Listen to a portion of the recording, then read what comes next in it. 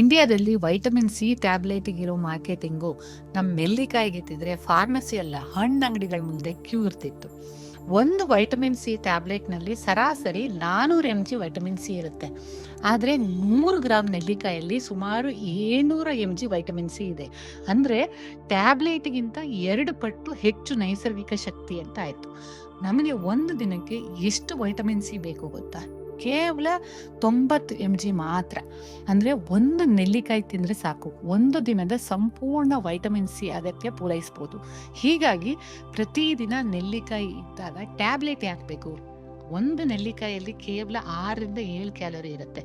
ಅದ್ರ ಜೊತೆಗೆ fibre, potassium, ಪಾಲಿಫಿನಾಲ್ಸು, ಇದು ನಿಜಕ್ಕೂ ಪೋಷಕಾಂಶಗಳ ಒಂದು ಪ್ಯಾಕೇಜ್ ಆಗಿದೆ.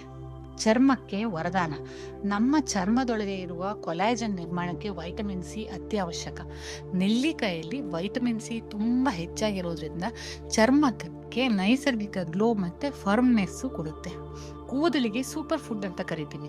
ಕೂದಲಿನ ಬೇರುಗಳನ್ನು ಬಲಪಡಿಸುತ್ತೆ, ಕೂದಲು ಉದುರುವಿಕೆಯನ್ನು ಕಡಿಮೆ ಮಾಡುತ್ತೆ, ನೈಸರ್ಗಿಕವಾಗಿ ಹೇರ್ ಗ್ರೋತನ್ನು ಹೆಚ್ಚು ಮಾಡುತ್ತೆ. ಪ್ರತಿದಿನ ಒಂದು ನೆಲ್ಲಿಕಾಯಿ ಚರ್ಮ, ಕೂದಲು, ಇಮ್ಯುನಿಟಿ ಮತ್ತು ಒಟ್ಟಾರೆ ಆರೋಗ್ಯಕ್ಕೆ ಸಾಕು.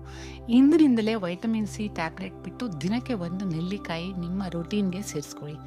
ಈ ಮಾಹಿತಿ ಉಪಯುಕ್ತವಾಗಿದ್ದರೆ ನಿಮ್ಮ ಕುಟುಂಬ ಮತ್ತು ಸ್ನೇಹಿತರೊಂದಿಗೆ ಶೇರ್ ಮಾಡಿ.